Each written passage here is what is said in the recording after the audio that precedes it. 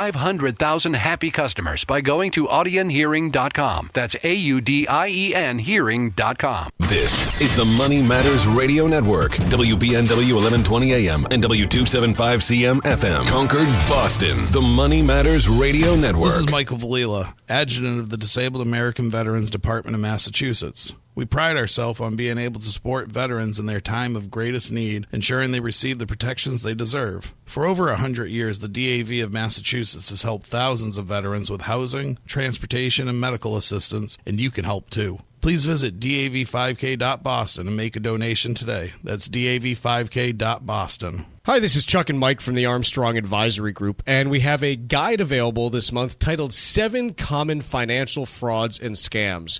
Mike, the big one that people tend to focus on, and it's an important one, is identity theft. Let's first define what identity theft is. Yeah, well, I think it's also fairly misunderstood because some people have a vision of, a big criminal ripping off your identity, and it's not usually done that way. But identity theft is using someone's social security number or, identifying their bank account numbers to be able to imitate them and therefore gain access to their funds in some way, shape, or form.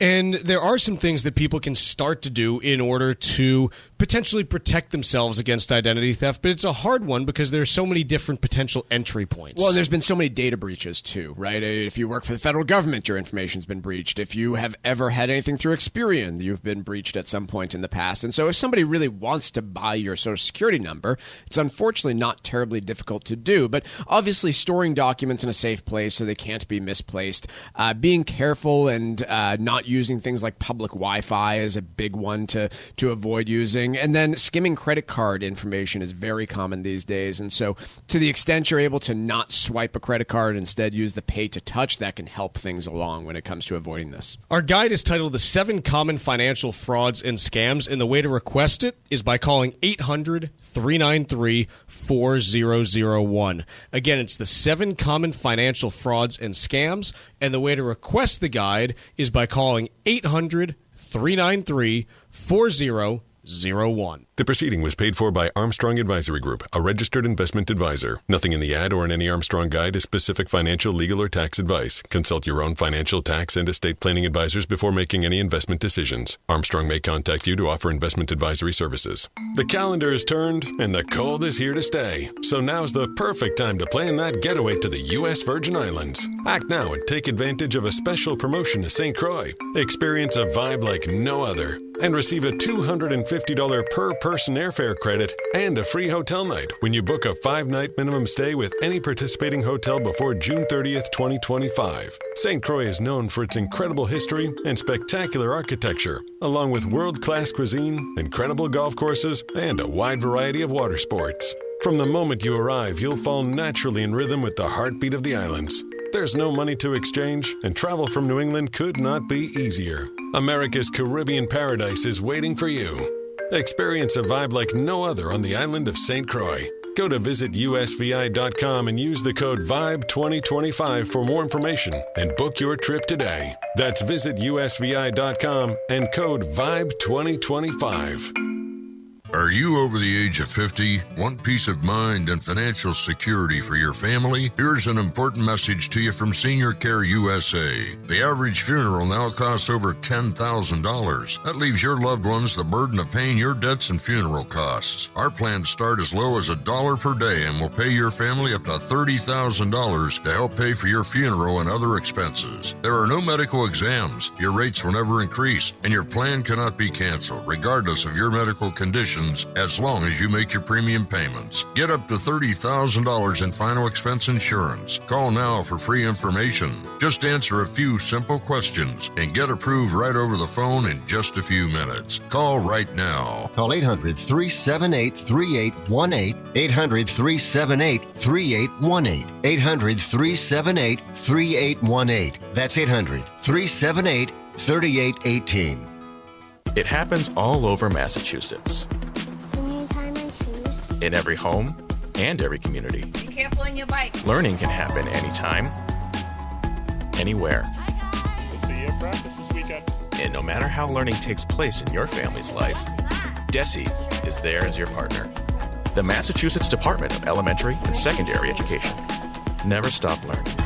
Find out more at mass.gov/back-to-school. Sponsored by the Massachusetts Department for Elementary and Secondary Education.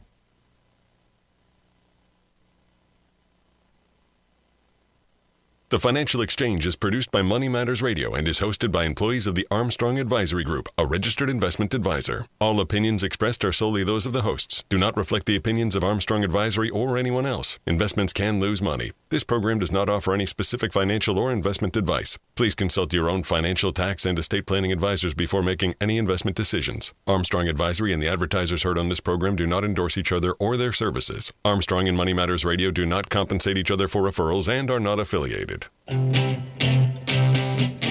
This is the Financial Exchange with Mike Armstrong and Paul Lane. Your exclusive look at business and financial news affecting your day, your city, your world. Stay informed and up to date about economic and market trends, plus breaking business news every day. The Financial Exchange is a proud partner of the Disabled American Veterans Department of Massachusetts. Help us support our great American heroes by visiting dav5k.boston and making a donation today. This is the Financial Exchange with Mike Armstrong and Paul Lane. Good morning. Happy Tuesday. Hope everyone dug out of the snowstorm all right. It was just pretty modest where I was, but I know up to 8 inches in some parts of New England, I believe. It's Mike Armstrong, Paul Lane, and Tucker Silva with you on a week that I think we will have no shortage of economic news to address.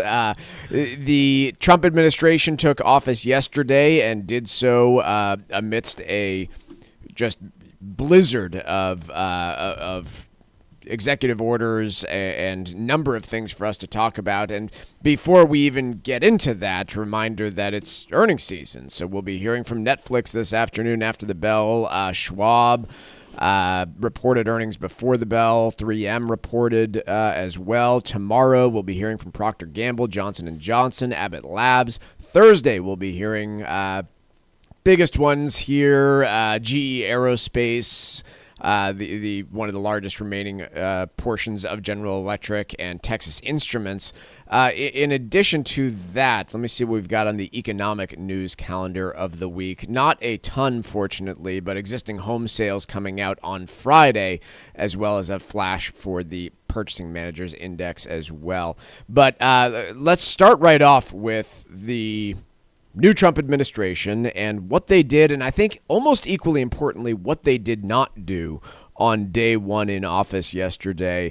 Like I said, just a fury of number of executive orders, a lot of undoing of Biden policies. But when I looked over it, I guess first thing, when I'm thinking about an incoming Trump administration and what we are going to focus on, there's 4 main categories of items that this administration is looking to do in my mind. It's cut taxes, deregulate, change policies on immigration, and tariffs. They fall into those broad 4 categories. And what I think we saw on day one yesterday, which, again, take a grain of salt, you had like 6 hours to do all of this, was a lot on what I would consider to be more social-related issues rather than firm economic policy. Right. So where do you want to dive in to start here, Paul? Because I don't think I want to spend a lot of time talking about presidential pardons or things like there's been a push to have people in the Department of Government or different departments of the U.S. government paying attention to efficiency and orders about IRS pausing hiring. Those are all interesting, but broadly speaking, I think they are more statements about the view for America rather than anything that is worthwhile discussing in terms of its broad impact on Americans' economic lives. Instead, the absence of any sort of tariffs, I think, was very notable on day one. That's for the purposes of the Financial Exchange, the show that we run, that's where we have to lead off, Mike, is this idea that there was pretty much broad assumption out there that he would come into office day one with some form of tariffs. I think that was the thought across the board. And the biggest takeaway to your point is we didn't see anything. There is nothing concrete that has been mentioned in forms of tariffs going into effect. However, what was mentioned as a potential policy change would be 25% tariffs on Mexico and Canada by February 1st. So that has sent those two countries scrambling as to determine determine how to adjust to those potential tariffs. And again, even with this notion of these tariffs being instituted on February 1st, there were words used by President Trump such as, I think, we'll do it by February 1st. We are thinking in terms of 25% on Mexico and Canada because they are allowing vast numbers of people across the border. That was in response to questions from reporters in the Oval Office. So even still, not concrete. Not concrete, and interesting the way he put it, right? When we talk about tariffs as an economic tool, frequently he's talking about, or economists, supporters of Donald Trump, detractors from Donald Trump use tariffs and talk about tariffs in light of we need to rectify a trade issue. We need to rectify an imbalance of power or an imbalance of trade practices such as China subsidizing massive industries. In my view, my reading of this would be, hey, we're threatening Mexico and Canada because they're allowing vast numbers of people across the border, so want to avoid the tariffs. Here's a really piece of low-hanging fruit for Canada and Mexico to agree to something and say, hey, we've avoided 25% tariffs by making these firm commitments and pledges when it comes to people crossing the U.S. border. That's where it leans more on the side of perhaps a negotiation tactic, pairing a social issue more so with an economic potential punishment in form of tariffs. This idea, and how in particular, how drugs get lumped in here too. Sure. Like that. Not to say that fentanyl isn't a substantial issue, it is, but this idea that has to correlate to tariffs on Mexico and Canada, it does speak to this idea that perhaps it is a negotiation tactic. And also on the immigration front from Canada, I never viewed that as a real substantial problem that this country has. Influx of people from Canada. There was a period of time, again, I had to research it myself because it's not something we talk about heavily, but there was, over the course of the last few years, some serious objections that many made about actual immigration coming over the Canadian border. It was, from what can be, from what most have reported on, dealt with pretty quickly and not as much of an issue after a few months, but nonetheless was an actual substantial problem. And so I don't know if we're talking about one of those four economic pillars that we've mentioned in the incoming Trump administration, tariffs being a big one. It's interesting to me that nothing was done on day one. No tariffs on China, no tariffs on Europe, no tariffs on Mexico or Canada. It's not that he didn't have time. He had time to, sign into law many new executive orders around policy. And again, I think very telling that there was not something built in, ready to go, saying, yes, we're going to this day one. And I think it leads me to believe that it is something of a negotiating tactic. Doesn't mean that it won't go into place, right? He said February 1, we're talking about 25% tariffs. I do not doubt that. I do not doubt that there's a distinct possibility of some form of tariffs going into place on Mexico and Canada. But I think very clearly what he has done here is left a door open for that not to happen. Yes.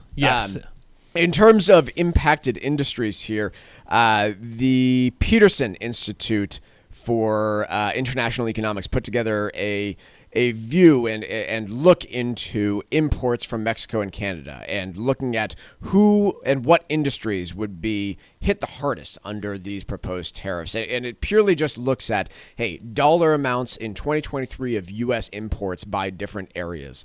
Heaviest in terms of dollar amounts of imports, transportation equipment. So I believe that would include all sorts of commercial and personal use vehicles. So as you can imagine, that's a huge number. It came in 2023 at nearly $196 billion worth of transportation equipment imports. Fuel, interesting, $145 billion. I'm not sure if that's hydroelectricity or other forms of fuel imports, but that was the second largest in terms of dollar value of imports across the Mexican and Canadian borders. After that, you had machinery. I guess pretty obviously, right? If you're manufacturing some pretty heavy machinery, it's going to have a big piece there. Electronics and electrical machinery then taking the fourth spot. And other than that, I didn't see any massive categories above that. No. I mean, we're still talking about tens of billions of dollars that would be very heavily impacted by these proposed 25% tariffs. But again, my takeaway from, I don't want to read too much into things. It was a quarter of a day that Donald Trump had to actually act as U.S. president. But the compelling piece to me is not what he did do. It's what he didn't do via executive order on day one as president that I think is telling about what his policy actually looks like when it comes to tariffs. Yeah, I was all ready to dive into the proposed or the potential impacts on some of these auto manufacturers because that would be the ones that are the largest hit by any types of tariff being instituted. But I pause a bit just because is it really worth going down that rabbit hole when there are so many caveats in place? I think it's worth making the point. I think it is because here's the piece that I think far too often gets overlooked. We have a sitting U.S. president who's talking about 25% tariffs on our two closest neighbors. You have to explore that. You have to take the man at his word, and you have to assume. Yeah, you do, because he's a sitting U.S. president, right. and before that he was president-elect. And so I think if you just – the danger that I see out there is everyone just saying, oh, well, he's not serious about that or he's not serious about this. There are plenty of things that people did not think he was fundamentally serious about that he took care of on day one. Right. Like it, hate it, whatever your perspective is, there are many, many items that left and right said, no, there's no way he will go and do that. And on day one, he did. And so I think you do have to take it seriously, but I will take it as if you're a fan of free trade and didn't want to see tariffs going on in Mexico and Canada, or if you're a U.S. automaker and didn't want to have to face those types of higher prices, I think there's good news for you in the fact that it did not go into place on day one. Let's take a quick break. When we come back, I want to talk about inflation. We've seen a vast calm down in the pace of inflation and some pretty interesting stuff happening on expectations now. Quick break. We'll be right back on the Financial Exchange. Text us 617-362-1385 with your comments and questions about today's show, and let us know what you think about the stories we're covering. This is the Financial Exchange Radio Network. Phishing scams, ransomware attacks, and identity theft are three very common fraudulent schemes that can cause significant damage to your financial well-being. Hi, this is Chuck Zada from the Armstrong Advisory Group. And as technology continues to evolve, it's even more important for you to know how to protect yourself from being a victim of this kind of serious activity. Our new guide is called 7 Common Financial Frauds and Scams, and it's designed to help you understand ways to uncover potential hacks to your most important accounts. These kind of attacks are becoming more complex, so it's critical that you know what to look for before clicking on an email or answering a number you don't recognize. Call us today at 800-393-4001 and request our new free guide called 7 Common Financial Frauds and Scams. That's 800-393-4001. The proceeding was paid for by Armstrong Advisory Group, a registered investment advisor. Nothing in the ad or in any Armstrong guide is specific financial, legal, or tax advice. Consult your own financial, tax, and estate planning advisors before making any investment decisions. Armstrong may contact you to offer investment advisory services. Can you afford $15,000 a month for a nursing home? If not, you need to call Cushing & Dolan and get their new guide called Long-Term Care Planning for Procrastinators. Don't let a nursing home stay clean out your savings. Call 866-848-5699. That's 866-848-5699. Or you can request it online by visiting LegalExchangeShow.com. The proceeding was paid for and the views expressed are solely those of Cushing & Dolan. Cushing & Dolan and or Armstrong Advisory may contact you offering legal or investment services. Cushing & Dolan and Armstrong Advisory do not endorse each other and are not affiliated. This is Michael Valila, Adjutant of the Disabled American Veterans Department of Massachusetts. We focus on the people returning from service, not their specific illness or injury. Our number one goal is to make sure our veterans have the necessary services they need, be it physical, emotional, or financial, so that their transition can be seamless. You can help our great American heroes as well by making a donation today by visiting dav5k.boston. That's dav5k.boston. The calendar is turned and the cold is here to stay. So now's the perfect time to plan that getaway to the U.S. Virgin Islands. Act now and take advantage of a special promotion to St. Croix. Experience a vibe like no other and receive a $250 per person airfare credit and a free hotel night when you book a 5-night minimum stay with any participating hotel before June 30th, 2025. St. Croix is known for its incredible history and spectacular architecture, along with world-class cuisine, incredible golf courses, and a wide variety of water sports. From the moment you arrive, you'll fall naturally in rhythm with the heartbeat of the islands. There's no money to exchange, and travel from New England could not be easier. America's Caribbean paradise is waiting for you.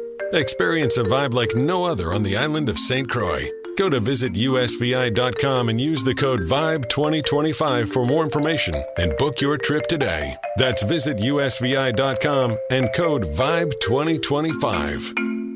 Hey, listen, are you a 50-year-old person looking for term life insurance? Then you need to talk to Bob. Bob specializes in helping people find $1 million or more of term life insurance for a couple of $100 a month. Look, you need to know there's a price war in the term life insurance business, and you may be paying too much. Call Bob, and he'll shop and see how much money he can save you. Look, this could be the last term life insurance policy you ever have. Your rates are guaranteed for the next 20 years. That's right, guaranteed level rates for the next 20 years. And if you're a smoker or your health is not perfect, Bob has great rates for you too. So for $1 million of term life insurance coverage for a couple of $100 a month, call Bob right now. 800-965-7987. 800-965-7987. 800-965-7987. That's 800-965-7987. Paid for by Term Direct.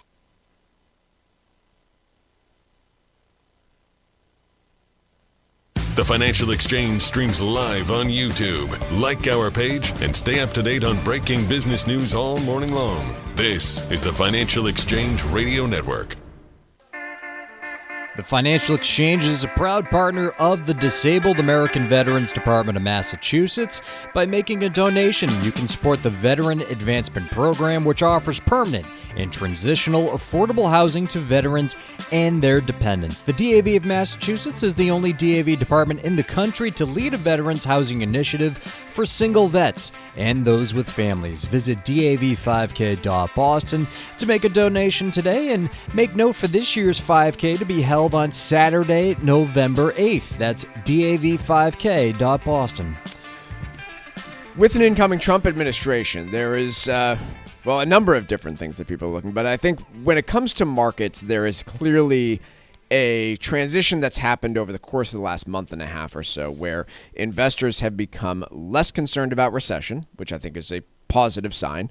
But they have clearly, at least investors, I won't say this about the general public, but investors at least have also grown more concerned about inflation. And you see that in the release of data points and how markets react on a day-to-day basis. It's what I've been talking about as, good news is bad news is good news. A good example here, you had a real blockbuster jobs report 2 Fridays ago. Yes, 2 Fridays ago. Markets sold off pretty substantially. You had a better than expected inflation report, and markets moved up. And so investors appear to be optimistic about growth, optimistic that the labor market's going to hold up, but slightly concerned about inflation. And economists who were polled, as they are regularly, share some of those concerns. The consumer price index is now expected to rise 2.7% in December of 2025. That's compared with projections of just 2.3% 3 months ago. If I'm going to try and be as objective as possible here about this and really not put any of my political opinions into this, if you take Donald Trump at his word on the campaign trail leading into this, I think any rational person has to say, okay, compared to, say, a Kamala Harris presidency, there seems to be a higher potential for growth and inflation. Those two seem to come hand in hand. And they normally would anyway. Whether or not we will genuinely get higher inflation, I think, is anybody's guess. But if I'm just comparing the two on policy and discussions of what they actually want to do and are capable of doing, the Trump administration definitely has, at least theoretically, a higher possibility of higher inflation. And so this seems rather rational to me.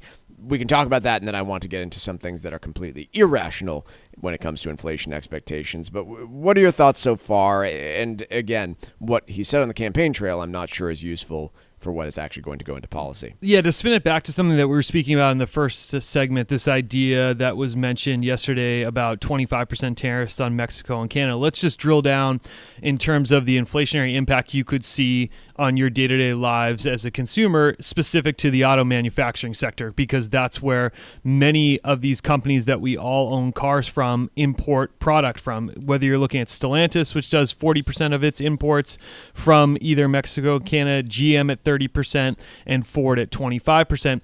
there's about 4 million finished vehicles that come from either Mexico or Canada. And according to Wolf Research, these potential tariffs would add $3,000 on top of used new car prices, where I believe we're sitting at an average new car prices somewhere $45,000 or so. So that's a direct impact that many of us would feel. And then you extrapolate that out further.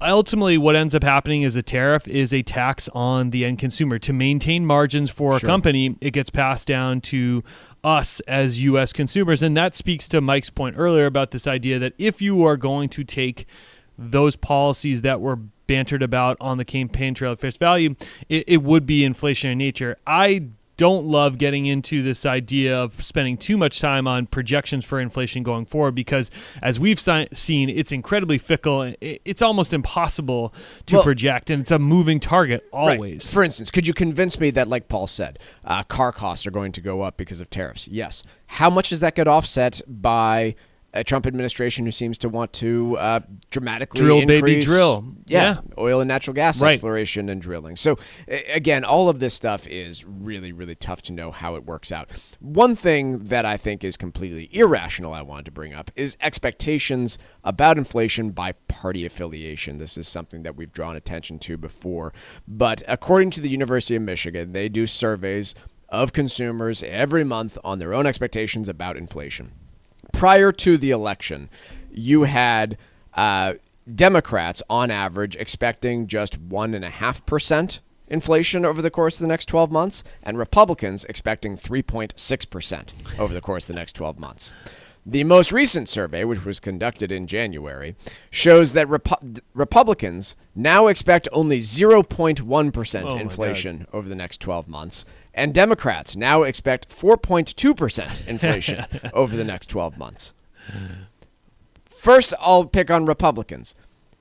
We have almost never seen a 12-month time period with 0.1% inflation outside of recessions. So I don't think so. Yeah. That seems very unlikely that we are going to get there unless most of us aren't working anymore, in which case, yeah, sure. Democrats, we are currently sitting at 2.9%. And 2 months ago, you said that inflation was going to be 1.5%, and now your expectations have nearly tripled to 4.2%. Hate to tell you, but the president doesn't have that much impact on inflation. That is also crazy. So I bring this stuff up because, quite honestly, it's disturbing to me how much we associate our party affiliation with our positive or negative views on things like the economy. I understand that we all have grievances and differences of opinion of how policy is going to work, but this is lunacy. And it can hurt you too, right? Like if you look at this and say, okay, well, I'm going to use this to I assume if you believe that inflation is going to only be 0.1% over the course of the next 12 months, then you think there are items that might get cheaper over the course of the next 12 months, so you might not purchase them. If you're wrong, then that could be terrible for you. If you're a Democrat and you believe that inflation is going to be 4.2% over the course of the next 12 months, maybe you're pulling purchases ahead of time, which could ruin you financially. I get really concerned when we see politics dividing our views on what should be pretty clear facts in one direction or another. Quick break. Wall Street Watch is coming up next.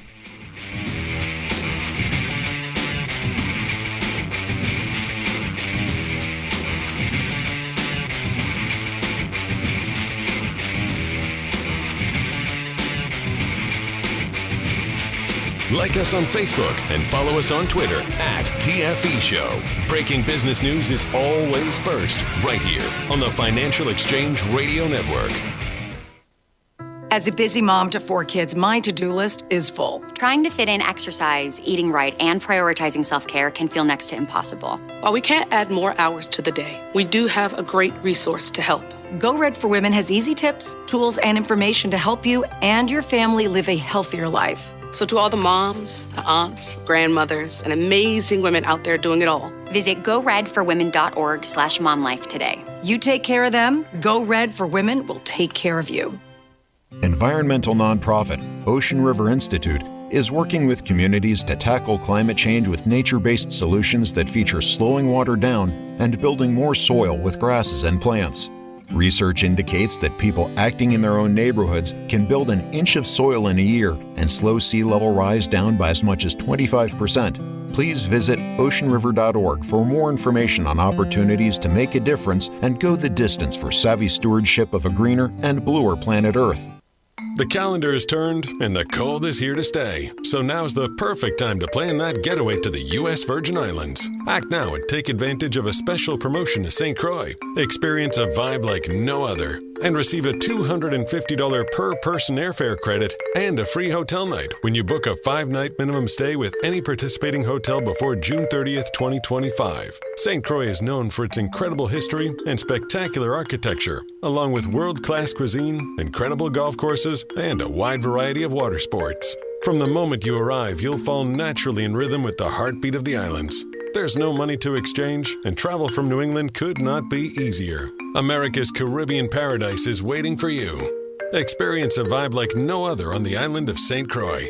Go to visitusvi.com and use the code VIBE2025 for more information and book your trip today. That's visitusvi.com and code VIBE2025.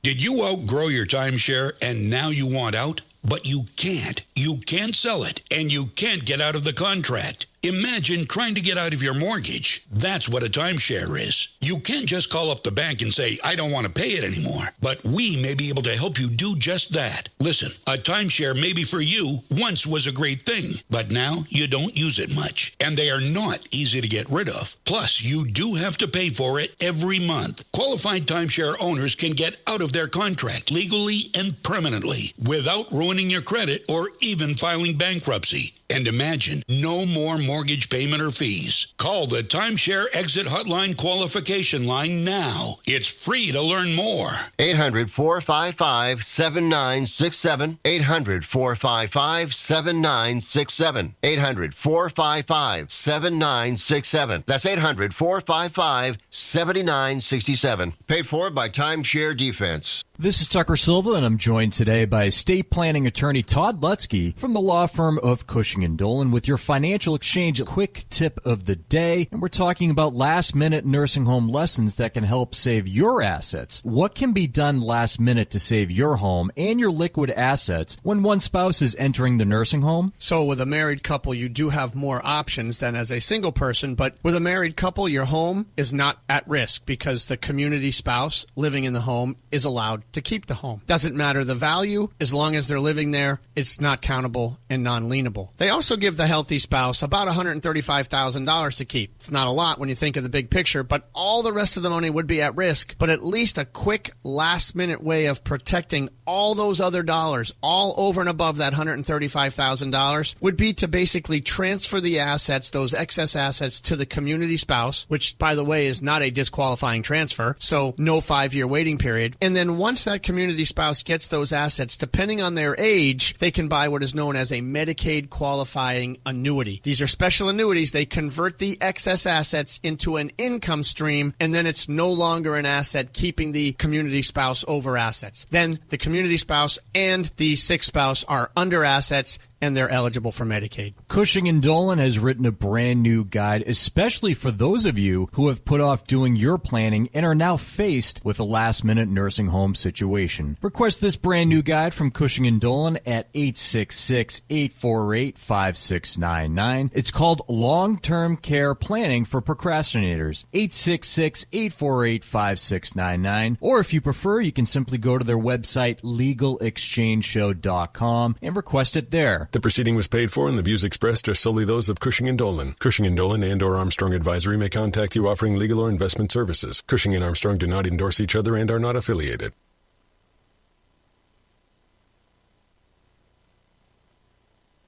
Time now for Wall Street Watch. A complete look at what's moving markets so far today, right here on the Financial Exchange Radio Network.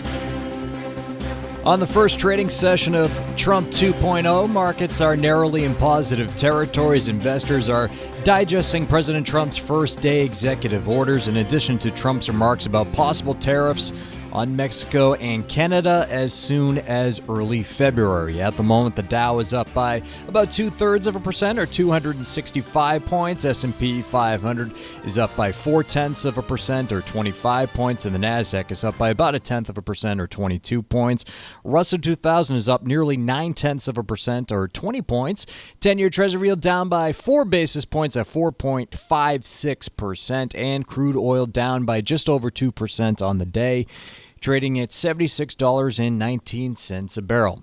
Apple shares down by 3.5% after Jefferies downgraded the iPhone maker to an underperform rating from hold, with the analyst called its AI outlook subdued and expects the tech giant to miss its fiscal first quarter revenue growth forecast of 5%. Meanwhile, shares in 3M up by 4% after the industrial giant posted fourth quarter earnings that were stronger than expected, boosted by higher sales of industrial adhesives, tapes, and electronics. Elsewhere, homebuilder D.R. Horton also reported a fiscal fourth quarter beat where the company said customer incentives such as mortgage buydowns had spurred demand. That stock up by about 1/3%. The U.S. Justice Department sued Walgreens, accusing the drugstore chain of helping fuel the opioid crisis by filling millions of unlawful prescriptions. Walgreens shares down by 11%. And taking a look at the earnings calendar for the week, Netflix will report after today's closing bell. Procter & Gamble, Johnson & Johnson will report tomorrow morning. Thursday, we'll see Intuitive Surgical and Texas Instruments. And Friday, American Express and Verizon will report.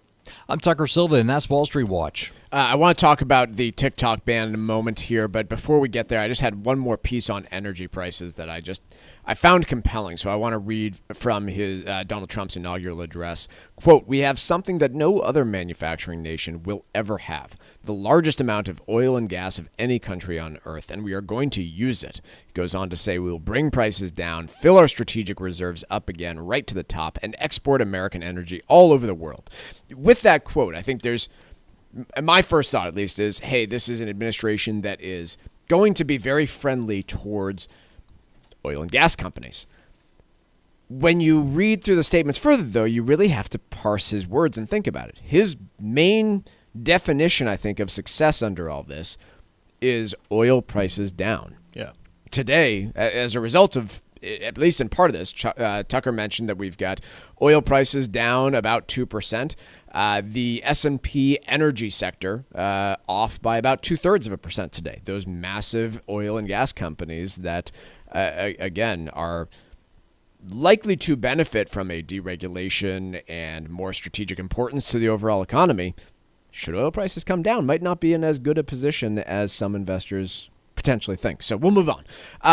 Trump signed the executive order to stall the TikTok ban. I think most have probably heard about this at this stage. This is big news this weekend. We've talked about it at length. Yeah, well, I mean, did you guys see that TikTok, was it late last week or over the weekend, went dark for a period of time? Yeah, I heard about it. Sunday. I heard somebody. my wife jumps in on it. It's just people that you don't get into this world much. Sure. All of a sudden had another care for it. And from what I could tell, that had nothing to do with the U.S. government. I think that was perhaps TikTok scaring some of their users a little bit, saying, hey, this is what it's like if it actually disappears.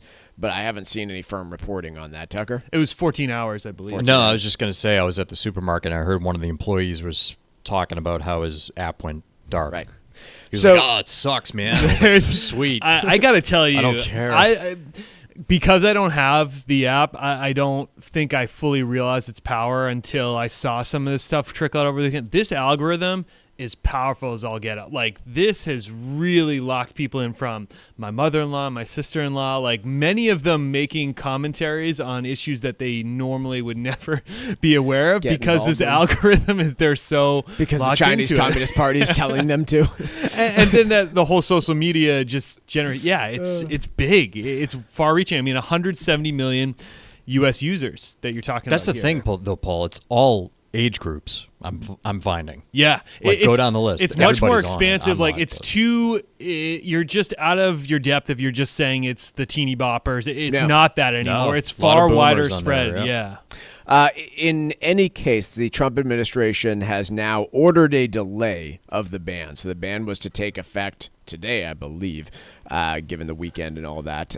The Trump administration has extended that ban for 75 days as they, I guess, say that we are looking to potentially sell the app, which, again, is part of that rule that there could be a delay put into place if there is, quote, I think it was, quote, a legitimate offer or deal to sell the application.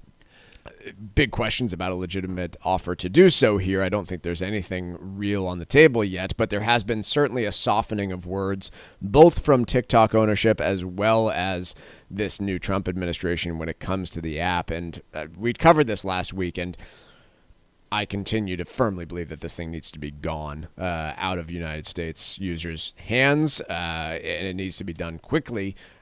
Or a full divestiture with no data going to China. And neither of these scenarios at the moment seem to be on the table. I want that to happen. I am now more of the mindset that it is not going to, that this app is going to continue to exist in some way, shape, or form with a Chinese ownership interest in it, even after the fact. I would agree with you. I don't think that it's going to be successful in this idea of finding a U.S. buyer. I could be wrong. There's some questions as to whether the legality behind this 75-day delay, whether President Trump can actually do this through executive order, because it doesn't really fall within his power necessarily to effectively all he's done with this executive order is told his own Justice Department to not enforce a law. Right. Which that's in his purview, but you have to ask some questions, right? So who are the companies here that are liable? One would be TikTok, right? TikTok is effectively breaking the law, but knowing that it won't be enforced under the Trump administration. But the financial penalties for breaking this law are pretty substantial. I don't remember what they are, but they are thousands of dollars per user. If you are Apple and Google, you are the main distributor of this application in the United States. You're either on an Apple phone or you're accessing the Google Play Store, and you are downloading the app from those sources. Right now, you've been told by the Trump administration that they are not going to sue you for leaving it up there on the App Store. Is that enough of an assurance? I have read that they've pulled it off the App Store. Really? Yes. That. Speaking of the blackout and specific to it coming back online, Tucker, can you open up your App Store and see if you are able to download TikTok right now? But existing users had the capability to get back. That's what I read here, at least through Monday, I believe. Not there. Okay. TikTok is not in the Apple App Store. So they've taken those steps. Fascinating here, because you have the Trump administration on one hand saying, we will not enforce this law. You have Google and Apple, I think, effectively saying to the Trump administration, not good enough. We don't have an assurance that we will not be sued or will not be found liable for allowing this thing to still exist. So still exists on people's phones. TikTok seemingly taking the risk of saying we will continue to allow users to have it.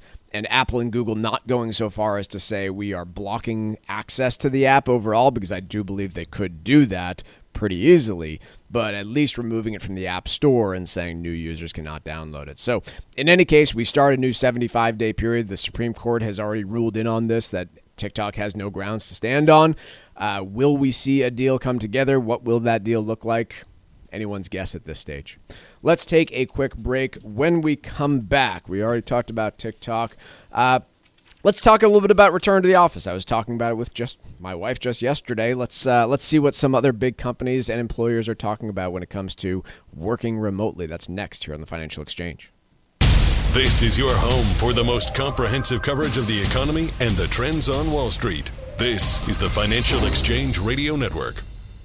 Preparing for long-term healthcare costs is a critical piece of your retirement plan. According to Genworth, a nursing home stay in New England might reach nearly $200,000 a year in the next 10 years. So if you aren't ready, your savings could be at risk. Cushing & Dolan are experts in elder law, and if you haven't done your planning yet or need a second look at your existing plan, call them today at 866-848-5699. Ask for their new free guide called Long-Term Care Planning for Procrastinators. The guide will help educate you on how to protect your assets from these high costs so you can enjoy your retirement years. If you or a loved one might need a nursing home, don't delay. Call Cushing & Dolan today at 866-848-5699 and ask for their new guide, Long-Term Care Planning for Procrastinators. procrastinators. That number again is 866-848-5699. Or you can request the guide online by visiting LegalExchangeShow.com. The proceeding was paid for and the views expressed are solely those of Cushing & Dolan. Cushing & Dolan and or Armstrong Advisory may contact you offering legal or investment services. Cushing & Dolan and Armstrong Advisory do not endorse each other and are not affiliated. The calendar is turned and the cold is here to stay. So now's the perfect time to plan that getaway to the U.S. Virgin Islands. Act now and take advantage of a special promotion to St. Croix. Experience a vibe like no other and receive a $250 per person airfare credit and a free hotel night when you book a 5-night minimum stay with any participating hotel before June 30th, 2025. St. Croix is known for its incredible history and spectacular architecture, along with world-class cuisine, incredible golf courses, and a wide variety of water sports. From the moment you arrive, you'll fall naturally in rhythm with the heartbeat of the islands. There's no money to exchange, and travel from New England could not be easier. America's Caribbean paradise is waiting for you. Experience a vibe like no other on the island of St. Croix. Go to visitusvi.com and use the code VIBE2025 for more information and book your trip today. That's visitusvi.com and code VIBE2025. Phishing scams, ransomware attacks, and identity theft are three very common fraudulent schemes that can cause significant damage to your financial well-being. Hi, this is Chuck Zada from the Armstrong Advisory Group. And as technology continues to evolve, it's even more important for you to know how to protect yourself from being a victim of this kind of serious activity. Our new guide is called 7 Common Financial Frauds and Scams, and it's designed to help you understand ways to uncover potential hacks to your most important accounts. These kind of attacks are becoming more complex, so it's critical that you know what to look for before clicking on an email or answering a number you don't recognize. Call us today at 800-393-4001 and request our new free guide called 7 Common Financial Frauds and Scams. That's 800-393-4001. The proceeding was paid for by Armstrong Advisory Group, a registered investment advisor. Nothing in the ad or in any Armstrong guide is specific financial, legal, or tax advice. Consult your own financial, tax, and estate planning advisors before making any investment decisions. Armstrong may contact you to offer investment advisory services. Are you retired like me and you just found out you owe the IRS a ton of money? Well, what would your life be like if they took your retirement savings away from you? They can do it and your property. If you owe the IRS back taxes or you haven't filed in a while, the Tax Relief Line is here to help you. They can stop the IRS from taking your retirement savings. If you qualify, you could have your tax bill reduced to zero. That's right. If you're retired and you owe the IRS a lot in back taxes, you could have your entire tax bill reduced to zero due. The IRS has now hired thousands of new employees, so they're ready to come after you. Don't let them take your retirement savings or property. Make this free call now. 800-251-2153. 800-251-2153. 800-251-2153. That's 800-251-2153.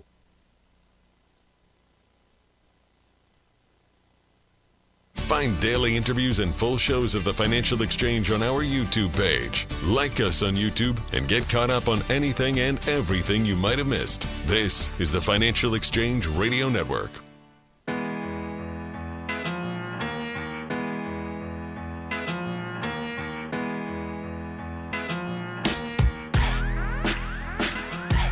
Well, one more executive action from the new Trump administration has to do with workers of the federal government and where they operate. And this has been a theme. We've talked about JP Morgan Chase. We've talked about Amazon, all calling their workers back to the office. And in the Amazon case in particular, we looked at that one. If you missed it, Amazon required all of their workers back in the office 5 days a week. I don't remember when they made the announcement. It was sometime, I believe, in the fourth quarter of last year, maybe the third quarter. They then subsequently, maybe a month later, disclosed that they actually did not have enough office space available for all those workers whom they called back to the office. And we theorized that, look, this reads a lot more like a push to reduce headcount without laying off and therefore paying severance and all sorts of things that you'd be contractually required to do, rather than a real desire to have more people in the office. Because you know what? Amazon executives, they may be many things, cutthroat including, but stupid and uninformed doesn't seem to be one of them. They seem to be pretty good at logistics the last time I could tell, and I'm guessing that they were well aware that they did not have enough seats for all of their workers should all of them come back.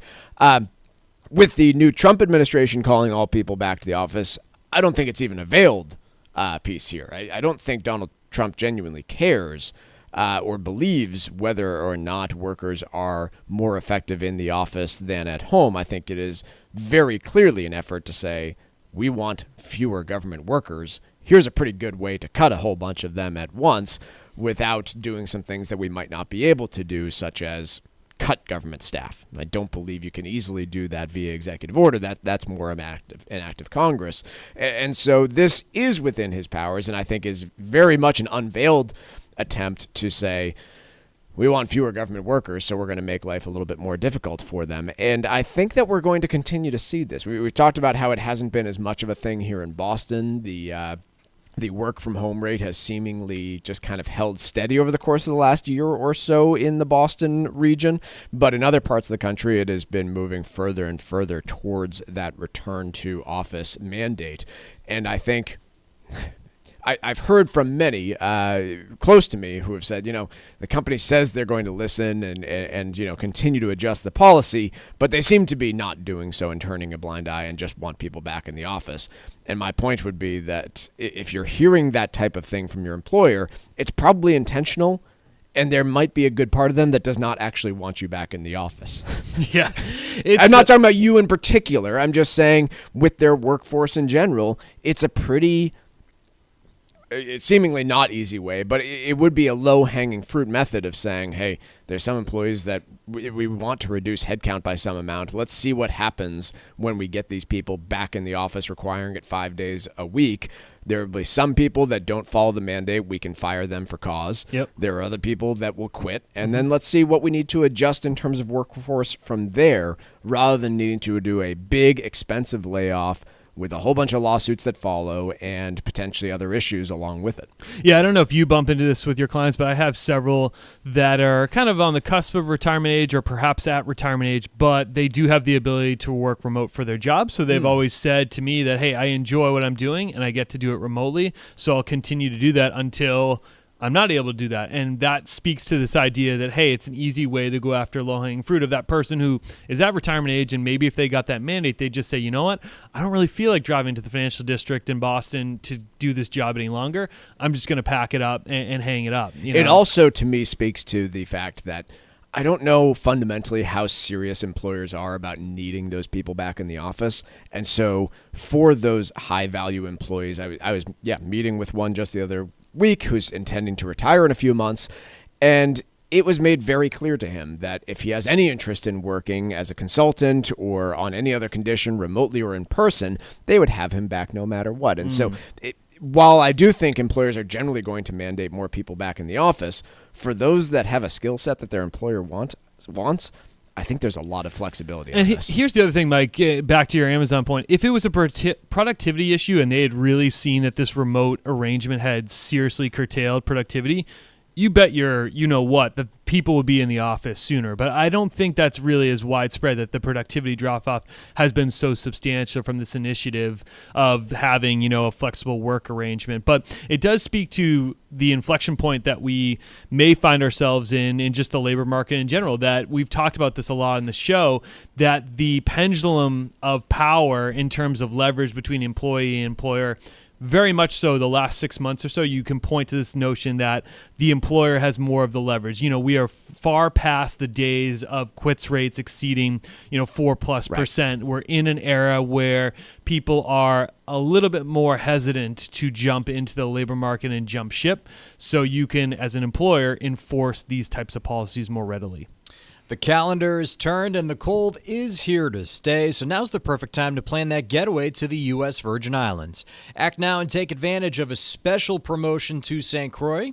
Experience a vibe like no other and receive a $250 per-person airfare credit and a free hotel night when you book a 5-night minimum stay with any participating hotel before June 30th of 2025. St. Croix is known for its incredible history and spectacular architecture, along with world-class cuisine, incredible golf courses, and a wide variety of water sports.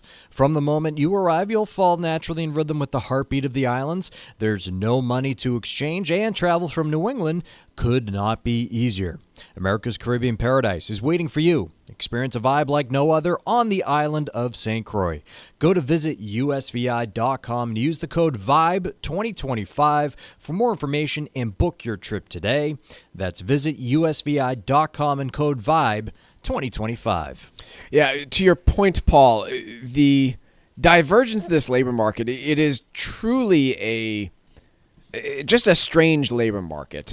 You talked about how the hiring rate is quite low, and to speak to that, the rate of hiring right now sitting at 3.3%, according to the most recent data. That puts us in like September of 2008. Mm-hmm. It puts us at the same rate of hiring in the early 2010s, 2011, 2012. You had numbers that were below that. But in recent history, like it's only been during those recessions where that has been the case. And I'm going to try and pull some data. So that September of 2008 number that I mentioned, right? You had the hiring rate at 3.3%. The unemployment rate was above 6%. Today, you have the unemployment rate at 4.1% and the hiring rate at 3.3%. And so Catherine Ann Edwards is an economist, and she wrote in Bloomberg today about Americans having lost all of their leverage in the workforce. And that's, to me at least, very clearly not the case. I think they have lost a substantial amount of leverage from 2022. But to say that the American worker now has very little in the way of leverage, I think ignores the fact that the unemployment rate is still incredibly low. Right. And I bring it up only because I want to point out that it can get a lot worse. Oh, yeah. Right? Like for any of us graduates post-2008, you would just take any job you could get. Yeah, and look, I'm hearing that from new grads today, too. Right? Like, I totally get that. The difference is, we're facing a tough hiring market right now. There's no doubt. There's not a lot of turnover in the labor market. And generally speaking, it's tougher to find a new job. But you're not also competing with newly laid off millions of Americans with families that are desperate for work. Right. That is a crucial difference, and I point it out only because, look, it can get worse than this in certain situations. Quick break, but a lot more to cover in the second hour of the Financial Exchange. We'll have a full market recap and more. That's next. Stay tuned.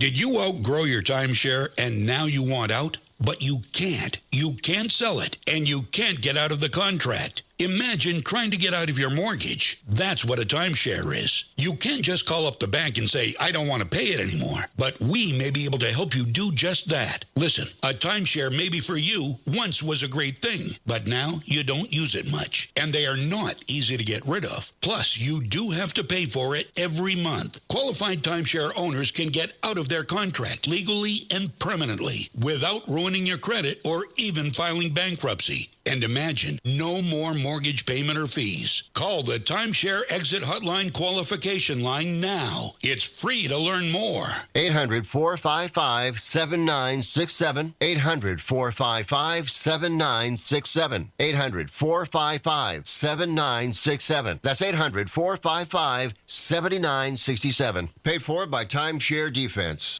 Hey, listen, are you a 50-year-old person looking for term life insurance? Then you need to talk to Bob. Bob specializes in helping people find $1 million or more of term life insurance for a couple of $100 a month. Look, you need to know there's a price war in the term life insurance business, and you may be paying too much. Call Bob, and he'll shop and see how much money he can save you. Look, this could be the last term life insurance policy you ever have. Your rates are guaranteed for the next 20 years. That's right, guaranteed level rates for the next 20 years. And if you're a smoker or your health is not perfect, Bob has great rates for you too. So for $1 million of term life insurance coverage for a couple of $100 a month, Call Bob right now. 800-965-7987. 800-965-7987. 800-965-7987. That's 800-965-7987. Paid for by Term Direct. It happens all over Massachusetts. Can you tie my shoes? In every home and every community. Be careful on your bike. Learning can happen anytime, anywhere. The C.E.O.s practice this weekend. And no matter how learning takes place in your family's life, DESE is there as your partner. The Massachusetts Department of Elementary and Secondary Education. Never stop learning. Find out more at mass.gov/back-to-school. Sponsored by the Massachusetts Department for Elementary and Secondary Education. This is the Money Matters Radio Network. WBNW 1120 AM and W275CM FM. Concord, Boston. The Money Matters Radio Network. This is Tucker Silva, and I'm joined today by estate planning attorney Todd Lutzke from the law firm of Cushing & Dolan with your Financial Exchange legal quick tip of the day. And today we're talking about last-minute nursing home lessons that can help save your assets. Todd, more and more people are providing in-home care for their loved ones. Is there anything a care provider can do that would be beneficial to them or the family? So if you're already providing care for an individual at home, and more people, as you said, are in fact doing that, the best thing to do is to set up a personal care contract, right? A personal care contract is something that allows you to get paid by your family member, and as long as you report it on your income tax return and prepare a personal care contract, make sure you get an elder law lawyer to help you prepare that contract because it's got to be done right. But if you do those two things, get the contract and provide the care and put the income on your income tax return, the transfers are non-disqualifying transfers. So even if you don't make the 5 years, those dollars that you're moving will not need to be returned and they will be protected. Also, while you're doing that, set up the trust and get the 5-year clock started. Put some assets in because you just never know if you're going to make it or not, and you would always want to have that 5-year clock running to protect your assets. Cushing & Dolan has written a brand new guide especially for those of you who have put off doing your planning and are now faced with a last-minute nursing home situation. Request this brand new guide from Cushing & Dolan. It's called Long-Term Care Planning for Procrastinators. You can call 866-848-5699, or you can simply request it from their website, legalexchangeshow.com. Once again, simply call 866-848-5699, or get it from their website at legalexchangeshow.com. The proceeding was paid for, and the views expressed are solely those of Cushing & Dolan. Cushing & Dolan and or Armstrong Advisory may contact you offering legal or investment services. Cushing and Armstrong do not endorse each other and are not affiliated.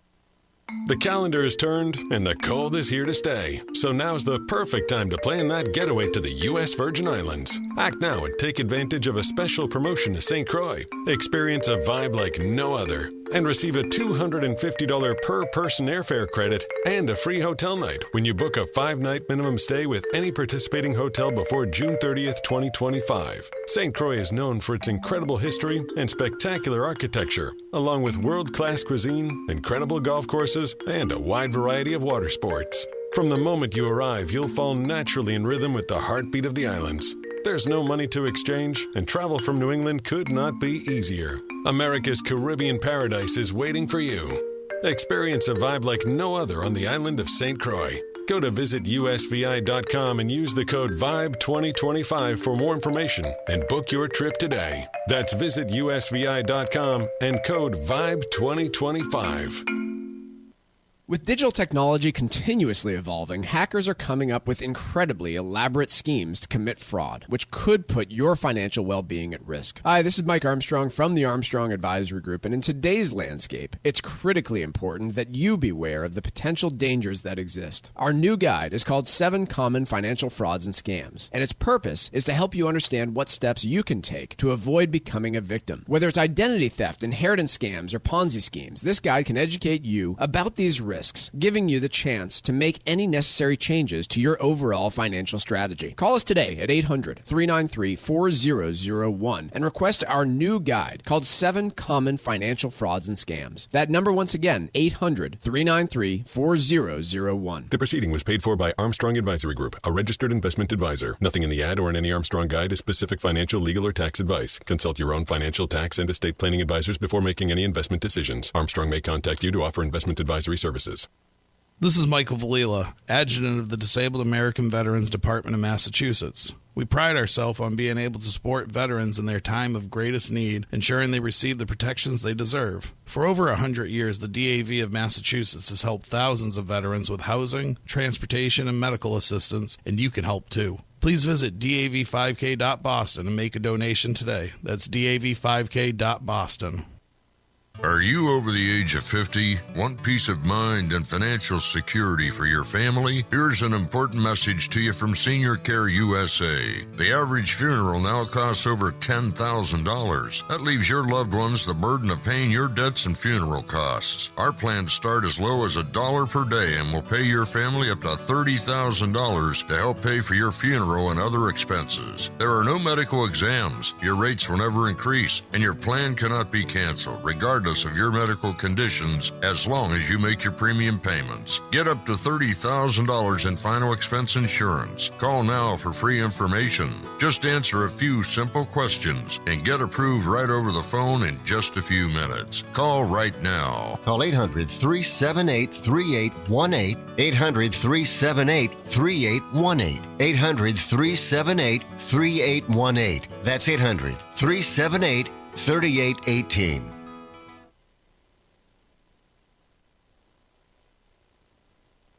The Financial Exchange is produced by Money Matters Radio and is hosted by employees of the Armstrong Advisory Group, a registered investment advisor. All opinions expressed are solely those of the hosts, do not reflect the opinions of Armstrong Advisory or anyone else. Investments can lose money. This program does not offer any specific financial or investment advice. Please consult your own financial, tax, and estate planning advisors before making any investment decisions. Armstrong Advisory and the advertisers heard on this program do not endorse each other or their services. Armstrong and Money Matters Radio do not compensate each other for referrals and are not affiliated. This is the Financial Exchange with Mike Armstrong and Paul Lane. Your exclusive look at business and financial news affecting your day, your city, your world. Stay informed and up to date about economic and market trends, plus breaking business news every day. The Financial Exchange is a proud partner of the Disabled American Veterans Department of Massachusetts. Help us support our great American heroes by visiting dav5k.boston and making a donation today. This is the Financial Exchange with Mike Armstrong and Paul Lane. Morning and welcome back to the Financial Exchange. It's day 2 of the Trump administration and much calmer news day than it was yesterday. Maybe there was just nothing going on yesterday other than the inauguration and executive orders, but it seemed like it was coming just a mile a minute yesterday, a little bit more calm this morning. Markets also quite calm this morning. You have the Dow up about 360 points, 0.8%. S&P up 29 points or 0.5%. NASDAQ up only 31 points, a little bit more than 0.1%, and a continued rally on the small caps with the Russell 2000 up about 1.25%. We talked about this early, but oil prices down nearly 2%, down 1.86%. After, I'm guessing, some influence from the statements by the the now Trump administration on oil and bringing prices down. Yield on the 10-year Treasury moving down as well in a bit of good news for markets, down to 4.566%. That's after we reached a very recent high just last week of more than about 4.8% on that 10-year yield. So moving down quite a bit over the last week or so. National average for a gallon of gas now sitting at $3.13 per gallon. Massachusetts and New Hampshire coming in below that average. Rhode Island also coming in below that average. Connecticut, Vermont, Maine, and New York all coming in above that national average.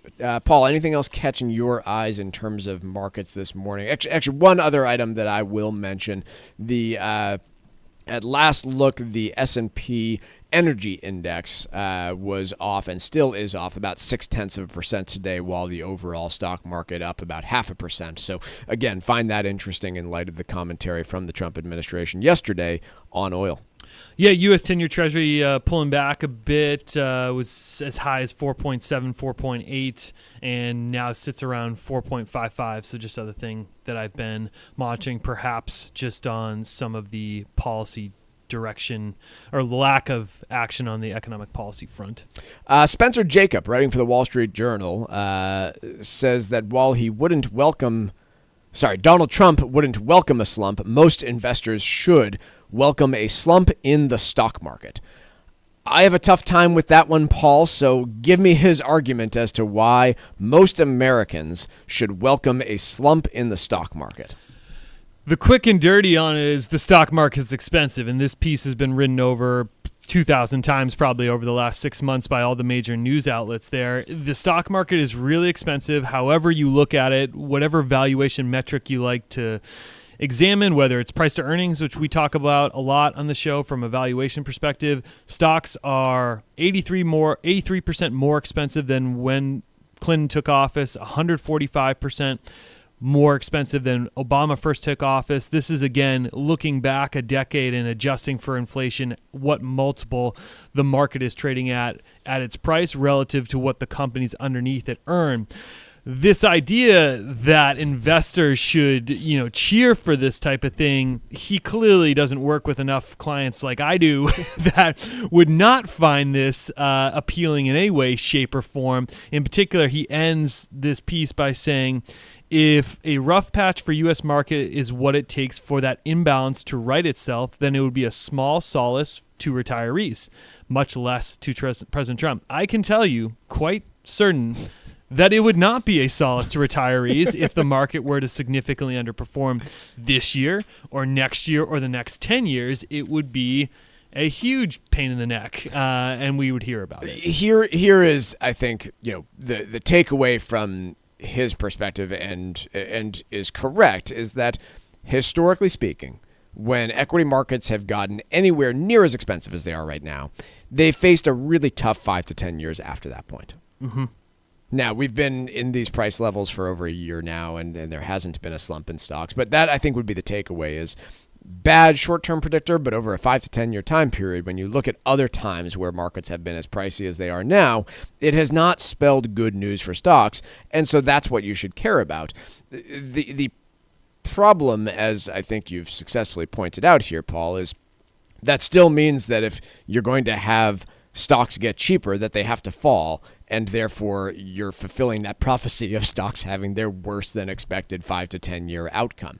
Now, are there some, such as a 30-year-old in a really secure job that is saving more than they're spending, who might hope for a cheaper stock market? Yeah, and I think that would be reasonable. But the other piece that this article seemingly just ignores is that it's fairly rare for us to have a deep market slump like what this author is calling for without a whole bunch of other problems, like unemployment going up, like companies laying off workers, like geopolitical tension because, for instance, we are such a global economy that historically speaking, at least, when the U.S. economy and market has gone through turmoil, literal administrations have fallen in other parts of the world because of the turmoil attached to currencies and things along those lines. And so I will not debate with anyone. The stock market is among the most expensive it's ever been in U.S. history. Mm-hmm. And if you're not aware of that, then make yourself aware and do some reading on it, because it, like I said, has spelled pretty bad news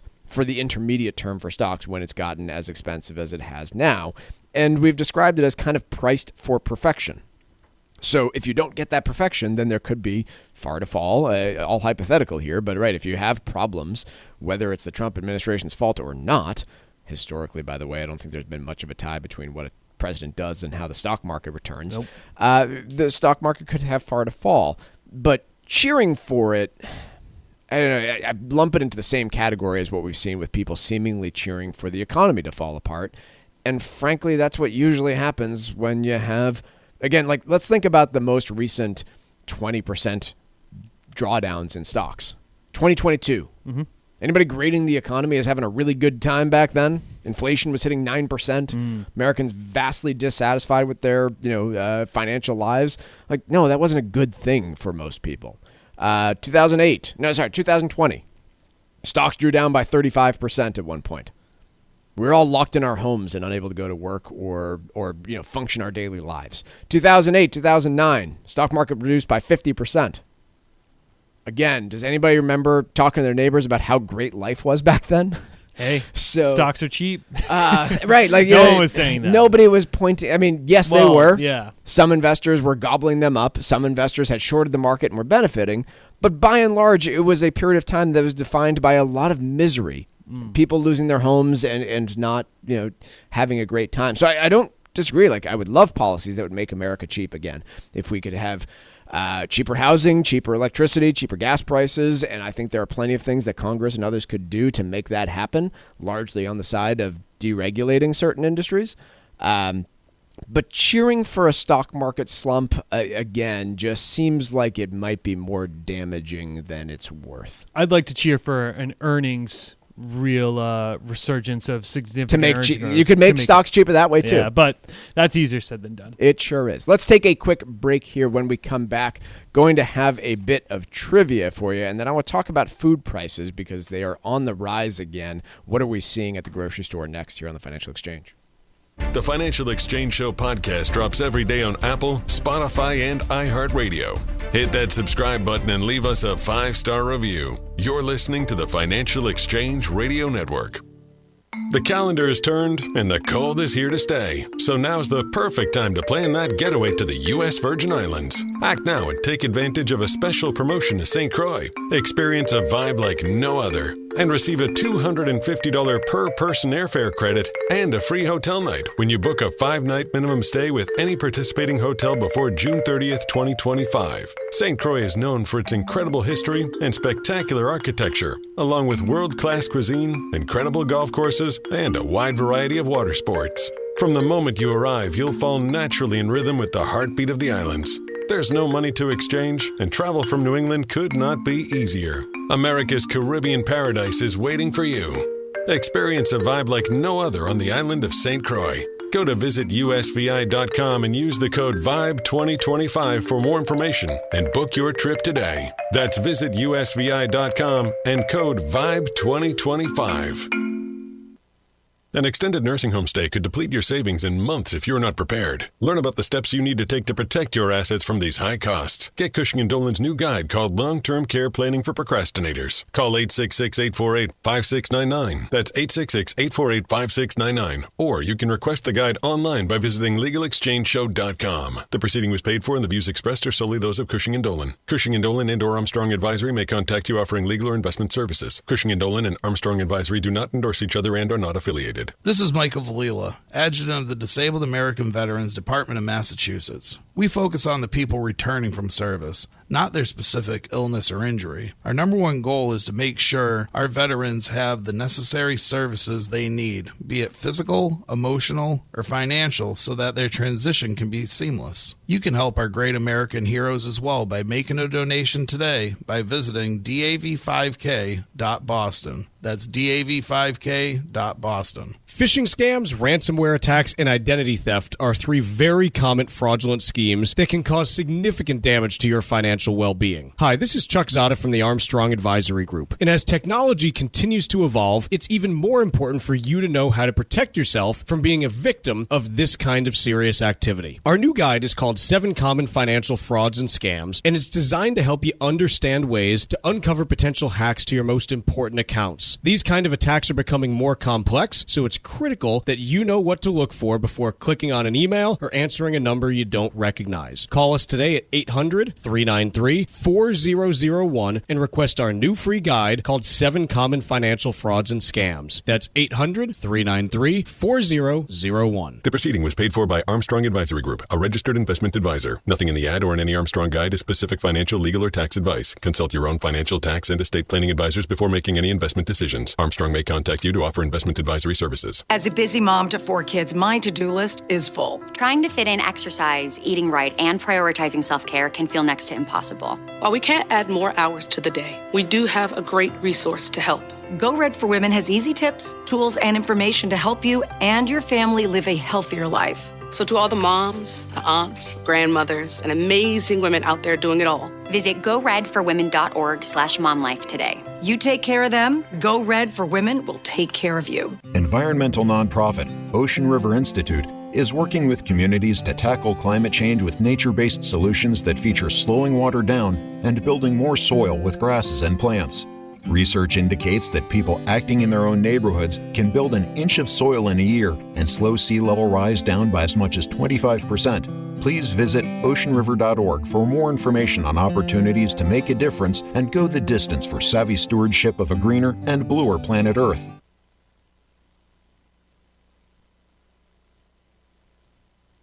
Miss any of the show? The Financial Exchange Show podcast is available on Apple, Spotify, and iHeartRadio. Hit the subscribe button and leave us a 5-star review. This is the Financial Exchange Radio Network.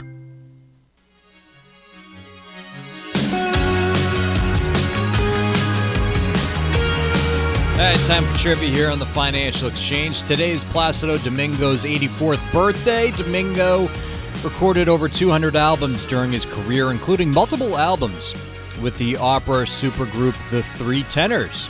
Trivia question today. Aside from Domingo, name one of the two others from The Three Tenors. Once again, aside from Domingo, name one of the other two from The Three Tenors.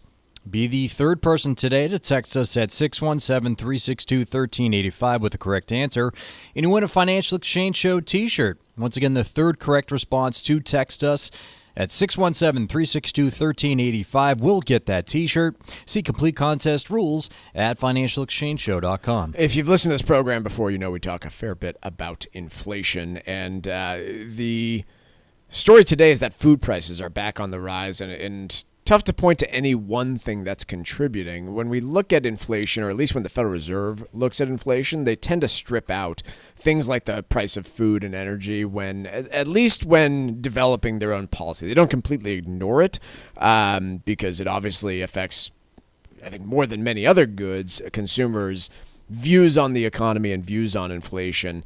But in terms of being able to develop policy that will actually address food prices and energy prices, it's pretty tough for the Federal Reserve to come up with anything, and so they tend to discount it. But important to understand, too, that in the Consumer Price Index, at least back in 2021, food and energy combined were making up more than a fifth of the total weighting of CPI. And so, ignore it at your peril, I think, is the lesson here. But as we talked about, you're seeing the cost of groceries increasing 1.8% from a year earlier back in December.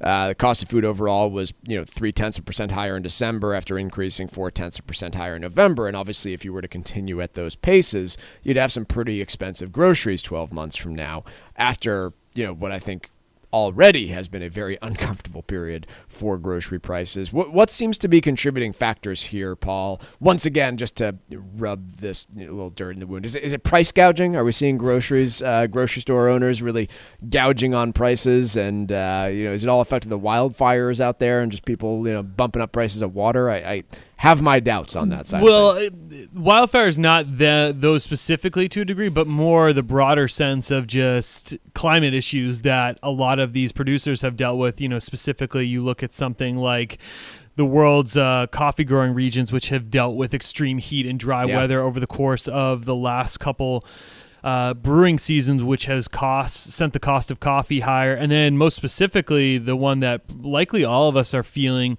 is the outbreak of avian flu and the bird flu amongst a lot of egg producing regions and companies out there, where we've seen the cost of eggs rise 37% from a year ago in the month of December. It now is $4.15 for a dozen large eggs. And interestingly enough, on a small anecdote note, my wife was at Trader Joe's. I've covered my experience there on another show where I was just baffled. Paul's just lost. Just walks into a Trader Joe's and his eyes just bulge and he just wanders around aimlessly. I'm glad she didn't send me on this particular mission to get eggs, because they didn't have them when she went there recently. She's just like, they're like, we don't have eggs, and it was specific to the issues that they're dealing with bird flu. And this is widespread, where some are looking at the cost of them, trying to get their hands on them right now. It's really challenging, and it's why you had Cal-Maine Foods, one of the biggest egg producers out there. Their stocks doubled over the course of the last year or so. public service announcement. If you ever are walking through a Trader Joe's and see a middle-aged man with a button-up shirt and brown hair just curled on the floor crying, please help him. It's not going to be a button-up shirt. It's going to be sweatpants on the weekends. He's lost. He needs your help, and please assist him. But it is a real challenge for any administration, and an incoming Trump administration here, or a already in Trump administration, a new Trump administration. I'm just gonna. It's like I write 2024 still on all my papers. I'm going to misdescribe it every single time. If you could impose some policies to decrease grocery prices, I can't even fathom what they would be. You can absolutely not touch this. You can't have an impact on this. There's no success. You can't control South American coffee production. You cannot control bird flu outbreak. There's just no means of doing that. I suppose there's some things you can do to make groceries more expensive. But to bring them down, I just can't dream up the policy. How about tariffs on Canada and Mexico? Yeah, so, Mexico tariffs. I don't know what food products we import from Canada other than maple syrup, so I don't know that that's going to be a big one. But for Mexico, right, we see advertisements on our TV about avocados from Mexico. Yeah. That would be one area where you could drive those prices higher, and I'll be interested to see, hey, how does this type of data and Americans' very clear attitude towards higher grocery prices. There's only one item that I think has been more dissatisfactory to Americans when the prices go up, and that's gasoline prices. But in terms of grocery prices, we all feel it, right? When we fill up that basket of groceries and it's $100 more expensive than it was 5 years ago, that's realistic because grocery prices in December were roughly 28% higher than they were 5 years ago. And if we see that tick back in the wrong direction again, it could be, a real challenge for a Trump administration because I don't really think of any single policy that would actually bring prices down. Was a relatively strong holiday shopping season, Paul, and I wonder if it actually means anything for the upcoming year. In terms of what we saw, we seem to have... Well, one, everybody had a job, and so they were willing to spend pretty good at a pretty good clip on items. You saw some purchases being brought to the forefront, I think, because of inflation and tariff concerns. So car sales, for example, were one data point where we saw an uptick in sales. On the other side of the political aisle, where they don't see a lot of inflation, there seems to just be a lot of confidence about the economy and the labor market, and so a willingness to spend there as well. And hypothetically, all else equal, that could actually lead to a pretty robust, full year of shopping, depending on what those expectations continue as. Right, if you are continuing to see this divergence, for example, that we talked about in the first hour of the show, where Democrats are expecting more than 4% inflation and Republicans are expecting none, you might have Democrats saying, "Well, prices are going to go up down the road. I want to buy that thing now." You could have Republicans saying, the economy's perfect, so I'm going to buy this thing now. It's certainly a good sign to see the holiday spending that we saw in terms of forecasting what it looks like for 25. You're not going to get a lot of analysts that are going to point to that as really going to be a contributing factor because it's just so hard to project. We still have so much uncertainty on what policies will look like and what just the economic conditions will be. But in terms of the overall U.S. health and the reason that we've been so resilient compared to our peers, whether you talk about Germany or China or other areas of the global economy, is all because of us, the U.S. consumer spending. We have continued to get out there and spend, and that's what you need to continue to have in order to keep this economy on good footing. Many economists had projecting recessions for the last several years, and you haven't had those because of the way the U.S. consumer has got out there and spent. It has been really the saving grace of this economy is the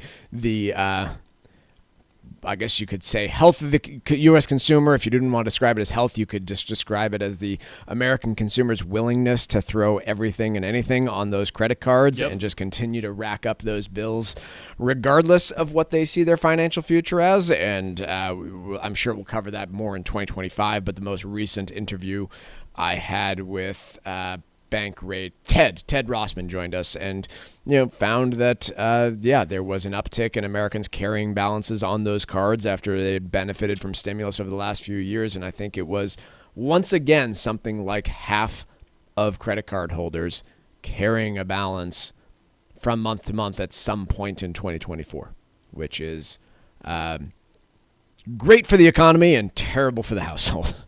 carrying that credit card balance from a month-to-month basis. We've talked about just how damaging that is to your financial future, and those effects of compound interest certainly work in both directions.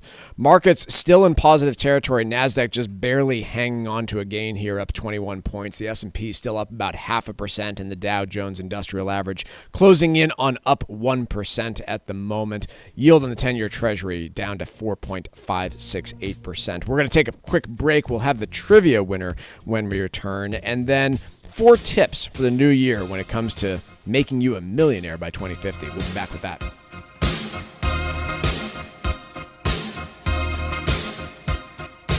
Bringing the latest financial news straight to your radio every day. It's the Financial Exchange on the Financial Exchange Radio Network.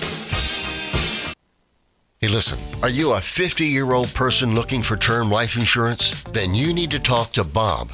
Bob specializes in helping people find $1 million or more of term life insurance for a couple of $100 a month. Look, you need to know there's a price war in the term life insurance business, and you may be paying too much. Call Bob, and he'll shop and see how much money he can save you. Look, this could be the last term life insurance policy you ever have. Your rates are guaranteed for the next 20 years. That's right, guaranteed level rates for the next 20 years. And if you're a smoker or your health is not perfect, Bob has great rates for you too. So for $1 million of term life insurance coverage for a couple of $100 a month, call Bob right now. 800-965-7987. 800-965-7987. 800-965-7987. That's 800-965-7987. Paid for by Term Direct. Can you afford $15,000 a month for a nursing home? If not, you need to call Cushing & Dolan and get their new guide called Long-Term Care Planning for Procrastinators.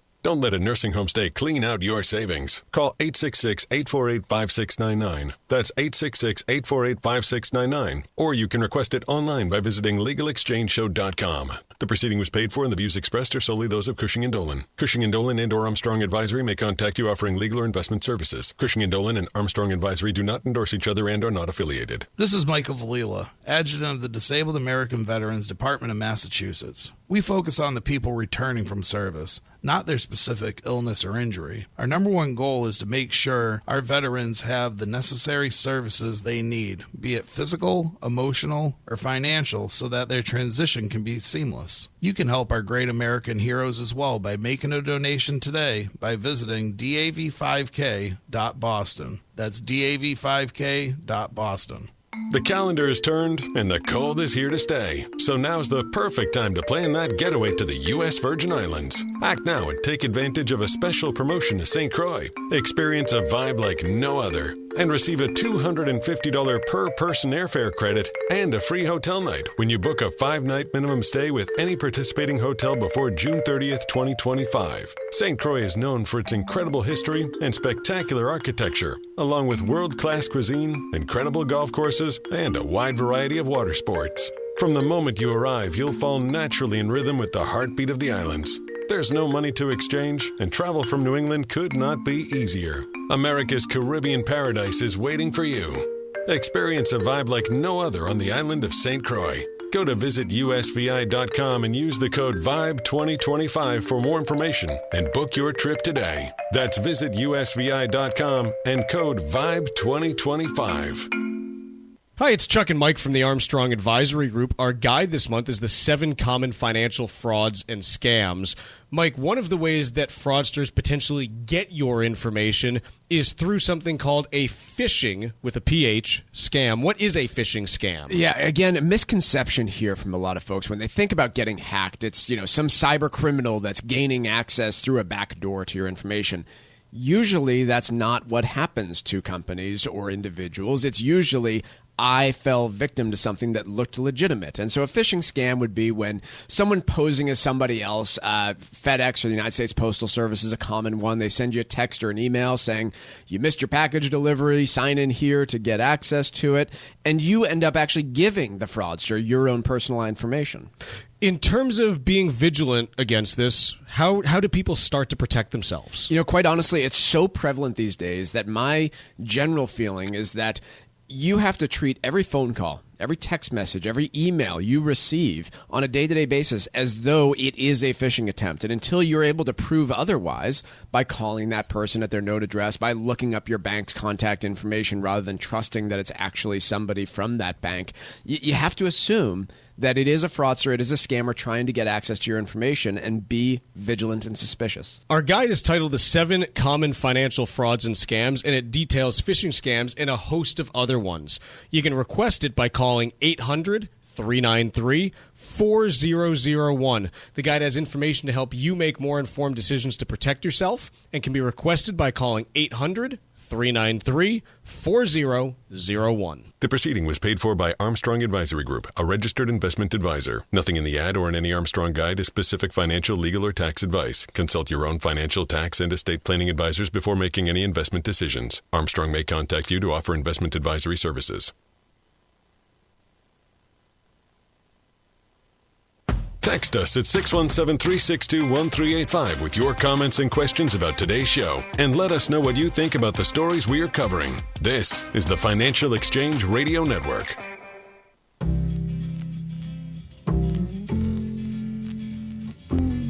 All right, trivia question today was, aside from Domingo, name one of the two others from the three tenors. That would be Pavarotti and Correas. Lorraine from Westfield, Mass. is our winner today, taking home a Financial Exchange Show t-shirt. Congrats, Lorraine. And we play trivia every day here on the Financial Exchange. See complete contest rules at financialexchangeshow.com. Motley Fool has a piece out today for 2025. They've got 4 retirement moves that could make you a millionaire by 2050. I kind of want to grade these, Paul, and see which ones are missing in your mind here. But let me run through their 4, and then we can discuss them. 1 would be claim your full 401k match if you're eligible for one. 2 would be choose low-cost investments. 3, contribute 10 to 15% of your income. I'm assuming that's towards retirement. And then 4, take advantage of catch-up contributions if you're able to. So, I don't know. I guess that's as useful as any other piece of information that's out there. I think that a 10 to 15% contribution rate to your savings is a good target to have to achieve retirement. I'm not sure it's a great goal to have if you want to become a millionaire, because frankly, if you're earning $40,000 a year and contributing 5 to 10% per year to your retirement, you might never get there. Sure. But I guess as good as any other in terms of goals here. But to me, problems like this article is they presuppose a whole bunch of information about their readers. Like, it kind of presupposes that you're already past the debt payoff stage and able to put money into retirement. And quite frankly, claiming your full 401k match if you're eligible for one, or contributing 15% of your income, for example, to retirement at the same time that you have $30,000 worth of credit card debt out there, I think most informed people would agree, pretty bad strategy. Sure. And so when I look at things like this, like choosing low-cost investments, I think that's another great one where, by and large, that is oftentimes really good advice. But if you are blindly going through your investment lineup and saying, oh, these are the lowest cost ones, let's not worry about, for instance, where that thing invests, what types of investments they buy, and just choose based on the cheapest available investment option, probably not the only strategy that you should be paying attention to, right? If the cheapest investment option out there, the lowest cost investment option out there, results in you having an investment portfolio that is completely misaligned with your long-term goals, then that doesn't really, I think, check all the boxes for me. And so my message for folks out there is, one, these are 4 goals that I think are, reasonable to have, and specifically if you're uninformed of things like your employer match, how it works, whether or not they do a true up at the end of the year, for example. We've talked about that. Targeting 10 to 15% of your income going towards retirement savings, that's a great goal to have. But presupposing that you're able to do all of this, makes a bunch of assumptions about where people are in the savings stage of their lives, and I hope that many are. But if you are finding yourself in this position where maybe you're playing catch up, right? Like, you're trying to get to that stage where, I'm 51 years old, I just finished putting my kids through college, and I have no idea if I've saved even remotely enough to afford the lifestyle that I have once I'm done work. Or, hey, I'm trying to decide, do I pay down my mortgage or do I save more in my retirement vehicle? Or, am I better off putting money into traditional versus Roth, right? These are complex questions that are also really important. And I can't emphasize that enough is, if you just pour all of your money into your 401k, but then run up debt elsewhere in order to afford to do so, that can be a really dangerous strategy to employ.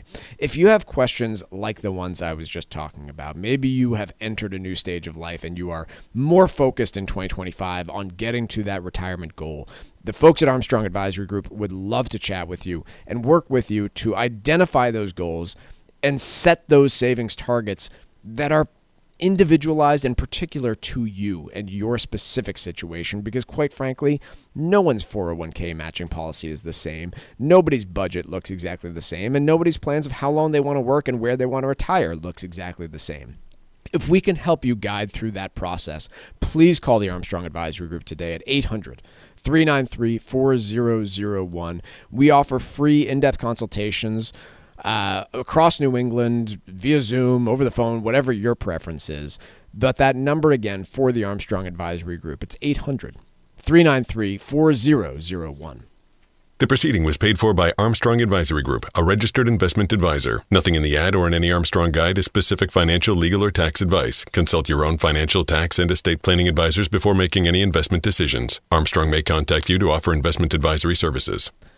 Paul, do you want to talk about insurance, or do you want to get technical in the investment custodian world for a moment here? Let's talk about the insurance market, because I think Please. this is a little bit more front and center today. Yeah. Whether you like it or not, the world is very obviously, from a insurable risk perspective, getting riskier. There's a number of reasons for that. A lot of it has to do with just the way that we've treated insurance over the years and how we have subsidized some things. I'll give an example. I personally live in a 100-year flood zone. That means that there is, I think, a 1% probability that my property will flood over the next 100 years, once out of the next 100 years. That policy that I have for my flood insurance is subsidized by the U.S. government. All of you listening are subsidizing Mike's flood insurance policy because insurance companies basically said, this is too risky for us to understand. We're not going to underwrite it without the U.S. government stepping in and providing a backstop. State governments have done the same. State insurers have pulled out of areas in California like Altadena, which burned to the ground recently, and the state insurer of last resort has had to step in here and provide insurance policies to those areas. And what we are seemingly learning from California and have learned over the years from Florida as well is that these are really, really tricky issues that Americans generally don't seem prepared to pay for when it comes to these increased risks of all sorts of insured risks. And I'm not just talking about property insurance, right? We see this in Medicare. We see this in Social Security. We see this in a number of government technical insurance programs that are having a very difficult time with funding right now. Yeah, it was interesting. I was having this conversation with a client last week where they were asking what the wildfire's impact could have from an economic standpoint. And to me, the quickest thing to point to was the home insurance market, that it's just the homeowners insurance market is going to continue to become more and more challenging to operate into. But you're right. There's many different industries out there that utilize the government as a bit of a backstop, whether we like it or not. The FDIC insurance case, which came up in March of 2022 with the run on the bank for Silicon Valley Bank as well as First Republic, many people probably got familiar with the idea that you have $250,000 that's backstopped through FDIC insurance on deposits, $500,000 for a joint couple.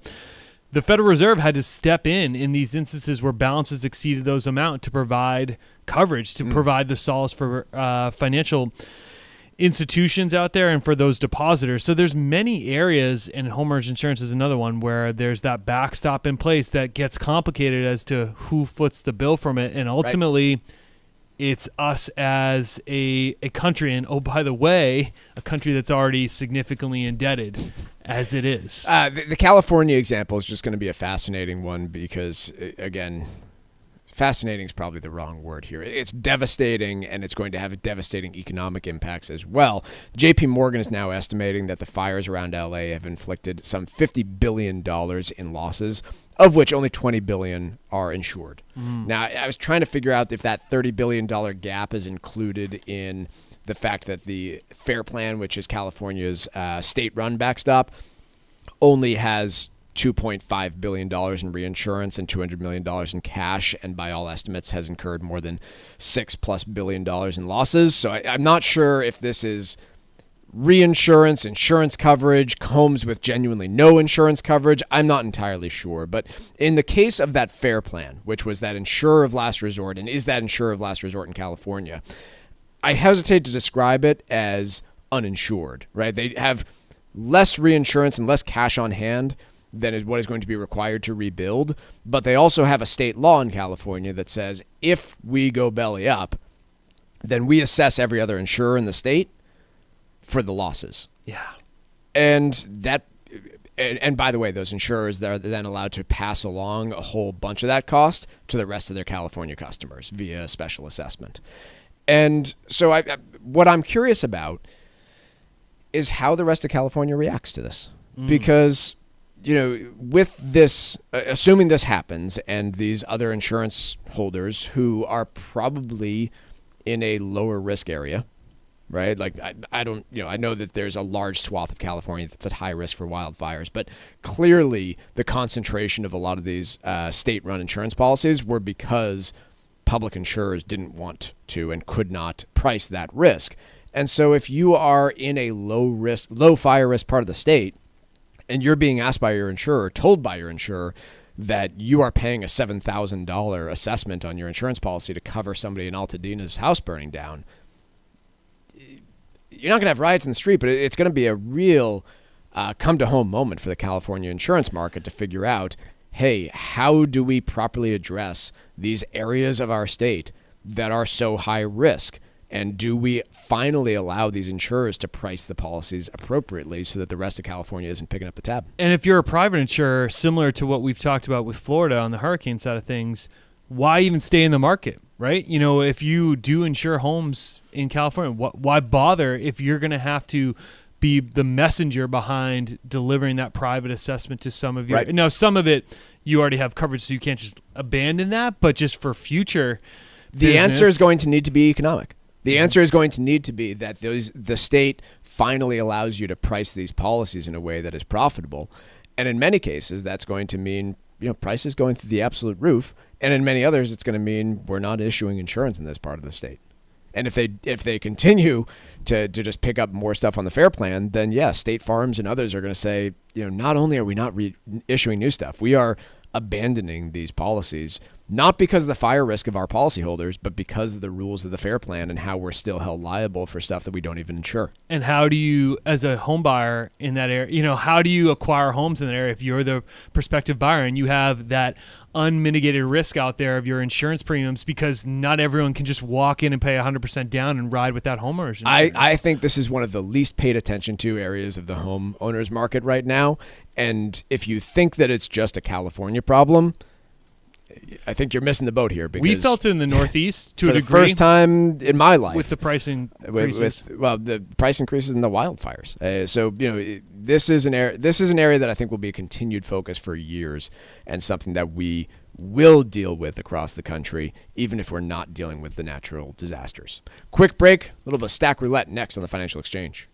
Find daily interviews and full shows of the Financial Exchange on our YouTube page. Get caught up on anything and everything you might have missed. This is the Financial Exchange Radio Network.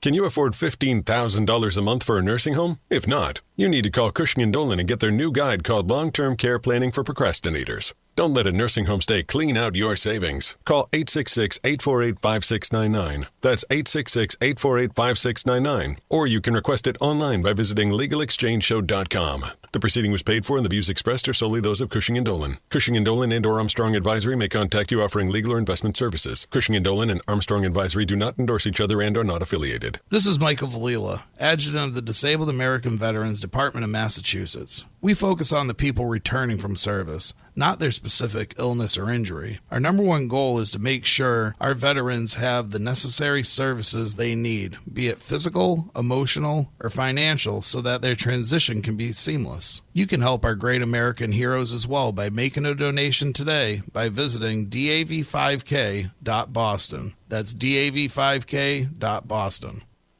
Phishing scams, ransomware attacks, and identity theft are three very common fraudulent schemes that can cause significant damage to your financial well-being. Hi, this is Chuck Zada from the Armstrong Advisory Group. And as technology continues to evolve, it's even more important for you to know how to protect yourself from being a victim of this kind of serious activity. Our new guide is called 7 Common Financial Frauds and Scams, and it's designed to help you understand ways to uncover potential hacks to your most important accounts. These kind of attacks are becoming more complex, so it's critical that you know what to look for before clicking on an email or answering a number you don't recognize. Call us today at 800-393-4001 and request our new free guide called 7 Common Financial Frauds and Scams. That's 800-393-4001. The proceeding was paid for by Armstrong Advisory Group, a registered investment advisor. Nothing in the ad or in any Armstrong guide is specific financial, legal, or tax advice. Consult your own financial, tax, and estate planning advisors before making any investment decisions. Armstrong may contact you to offer investment advisory services. This is Tucker Silva, and I'm joined today by estate planning attorney Todd Lutzke from the law firm of Cushing & Dolan with your Financial Exchange quick tip of the day. And we're talking about last-minute nursing home lessons that can help save your assets. What can be done last minute to save your home and your liquid assets when one spouse is entering the nursing home? So with a married couple, you do have more options than as a single person, but with a married couple, your home is not at risk because the community spouse living in the home is allowed to keep the home. Doesn't matter the value, as long as they're living there, it's not countable and non-lienable. They also give the healthy spouse about $135,000 to keep. It's not a lot when you think of the big picture, but all the rest of the money would be at risk. But at least a quick last-minute way of protecting all those other dollars, all over and above that $135,000, would be to basically transfer the assets, those excess assets, to the community spouse, which, by the way, is not a disqualifying transfer, so no 5-year waiting period. And then once that community spouse gets those assets, depending on their age, they can buy what is known as a Medicaid qualifying annuity. These are special annuities. They convert the excess assets into an income stream, and then it's no longer an asset, keeping the community spouse over assets. Then the community spouse and the sick spouse are under assets, and they're eligible for Medicaid. Cushing & Dolan has written a brand new guide, especially for those of you who have put off doing your planning and are now faced with a last-minute nursing home situation. Request this brand new guide from Cushing & Dolan at 866-848-5699. It's called Long-Term Care Planning for Procrastinators. 866-848-5699. Or if you prefer, you can simply go to their website, legalexchangeshow.com, and request it there. The proceeding was paid for, and the views expressed are solely those of Cushing & Dolan. Cushing & Dolan and or Armstrong Advisory may contact you offering legal or investment services. Cushing and Armstrong do not endorse each other and are not affiliated.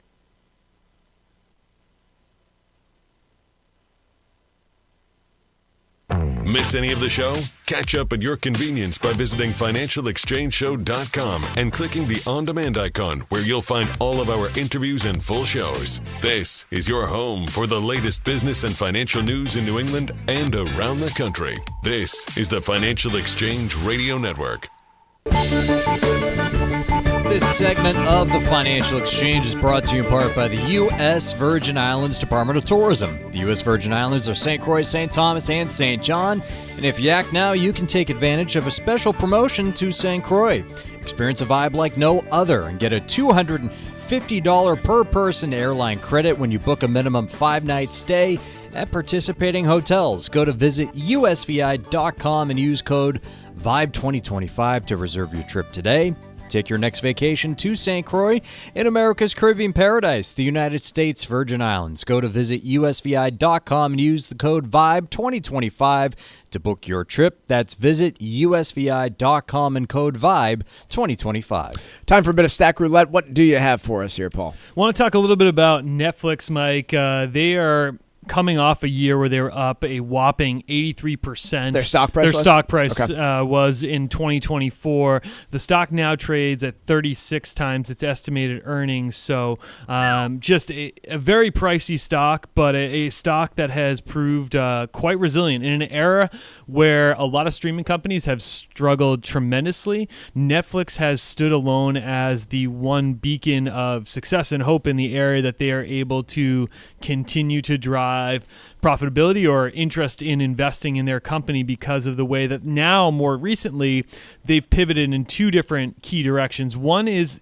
live events. You saw that with the November boxing match between Mike Tyson and Jake Paul, which drew about 65 million streams at its peak, and it also had two NFL Christmas games that attracted about 24 million viewers each. That's one part of it. The other part is the advertising story. For many years, Netflix wasn't in the advertising game, but now they have since cracked down on password sharing and also offered lower pricing out to consumers who are willing to consume ads.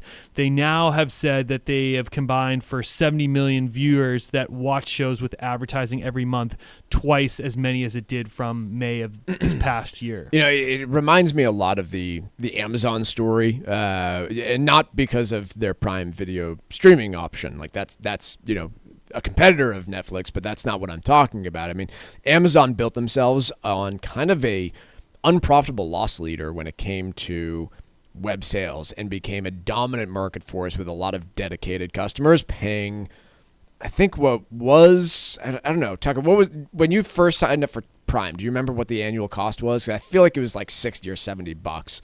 And now I think it's up to $140. Right. Like the overall Prime product or the Prime Video? The Prime membership fee. Oh, I think it's always been $99. Was it always $99? Yeah, but now it's like $129. Now it's a fair bit more. I think. And they've been successful not because they've just been able to expand dramatically, which they have, but they've also expanded to different business units, right? Okay. They did not have a cloud computing area. I'm sorry. So when Prime launched in February of 2005, it was $79 a year. Okay. Then it went to $99, $119. Now it's $139. Yep. So Netflix seems to be kind of getting that same model going. They were unprofitable for a number of years in the streaming space, but they now occupy that space of seemingly a platform that has a lot of pricing power. They did not have a lot of cancellations of membership as they've driven those prices up. They've gotten into new business models, not quite as dramatically as Amazon did, going from retail all the way to cloud computing, but they started as purely a subscription-based streamer, well, technically DVD rental company, and then into streaming, to now they have a massive advertising business and live sports divisions. And so they are doing something similar there, but I do get concerned about the competition. That, and you have to have the margins to justify it. I mean, the whole saving grace with Amazon is the AWS platform, the cloud services one that can operate at high margins.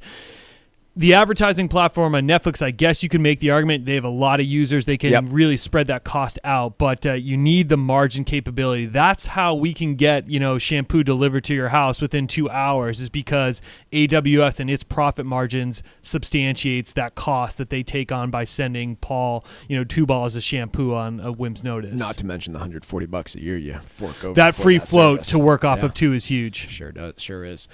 Markets remain open and in positive territory and moving up as we close out the show today. The NASDAQ is up 0.25%, S&P up 0.6%, Dow up almost a full percentage point as we close in on the 12 o'clock hour here. We'll be right back at it tomorrow, folks, with a full new financial exchange. Have a great rest of your day. We'll talk to you then.